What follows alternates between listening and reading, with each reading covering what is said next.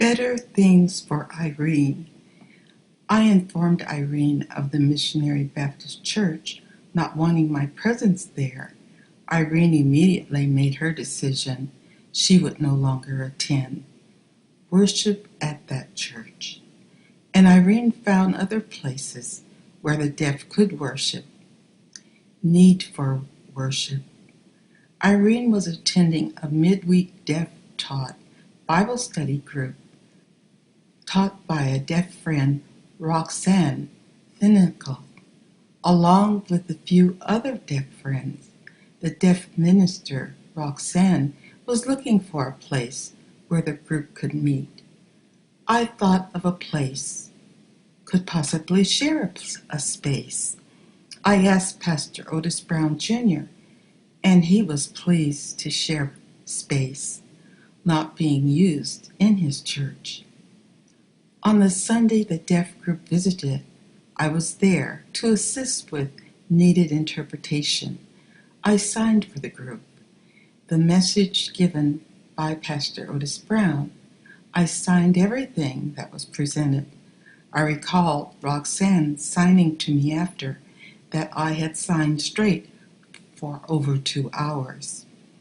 A concern Roxane had by being a deaf instructor, deaf missions.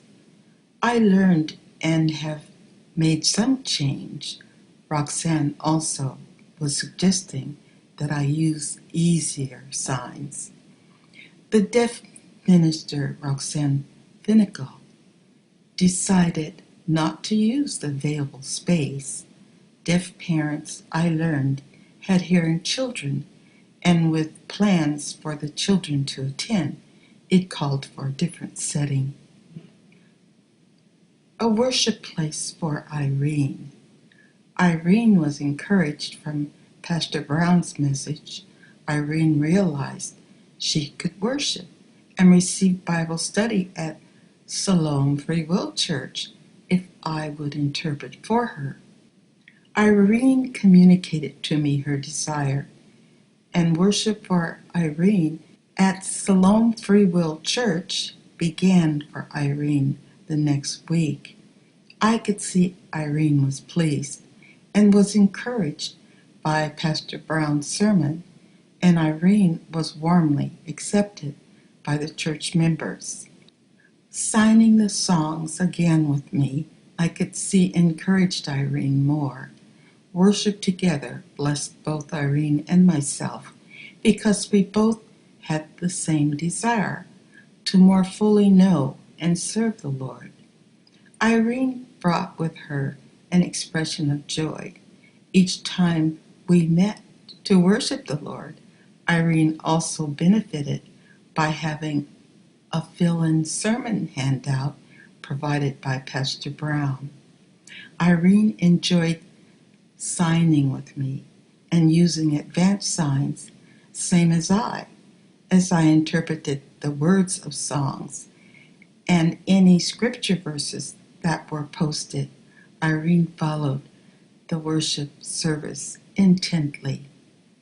Bob and I attended Pastor Brown's church to allow Irene to enjoy worship and to encourage Irene in active worship along with the congregation. Bob and I also enjoyed sharing meals. Restaurant outings also allow the sharing of more regular and daily signs. A difficult period. The various information that Irene had given me concerning the control in the deaf community came to fruition.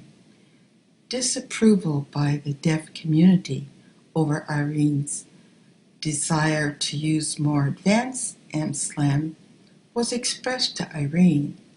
Following the deaf group's visit to Pastor Brown's church, Irene was growingly disturbed. Irene communicated she was experiencing disapproval from the deaf community over Irene's choice to have my advanced signs interpreted for worship. The way I was signing was what Irene desired to keep progressing towards. Irene was increasing knowledge by the use of more advanced signs.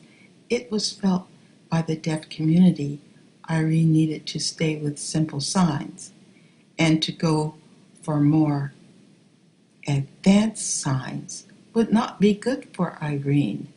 It became a decision that Irene had to make.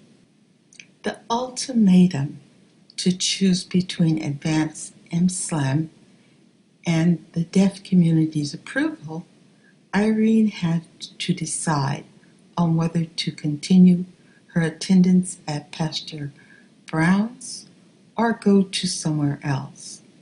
Irene, with prayer, decided she wanted the more advanced MSLAM that I provided.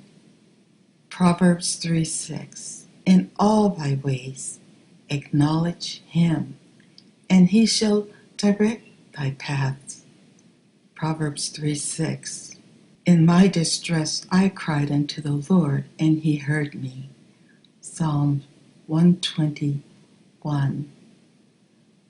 My help cometh from the Lord, which made heaven and earth. Psalms 121:2.